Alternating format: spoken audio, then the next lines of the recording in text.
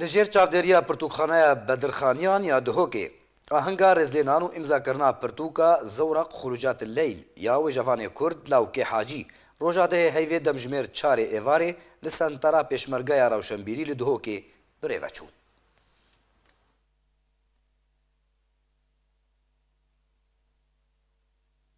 ایراف چالاکی هان بریکا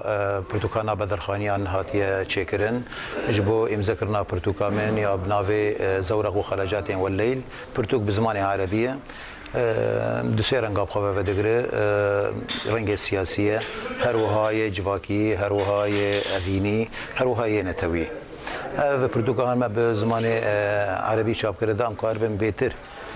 دنگی خوب بگینن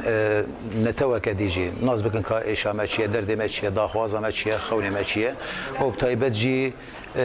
دقلك وينين إن هالبستين قومين بيصاندنا راسي أزقلك كيف خوش بوم وكسران بيج جدوي أهنگا خوش هوالي ما ودوستي مي هالبسواني هي جالا وكي حاجي وإيرو أم حاضر بون إيرو مذكرنا برتقاوي نوية إن شاء الله وقت بيجي سجاري سر خيري بي وبيروز باهيك جبوينا وسر كفتي بجانا خود برتقاوي جرولا خو بسيلنا همي هالبسوانا دي ام ريورست من رسلينانا برتوكا وشبان كرت لاوكي حاجي دا آماده بين ما فرزاني ام وان كورو پیشنیارن هلبستن لاوكي حاجي ببینین و به رزلینانه که و مزن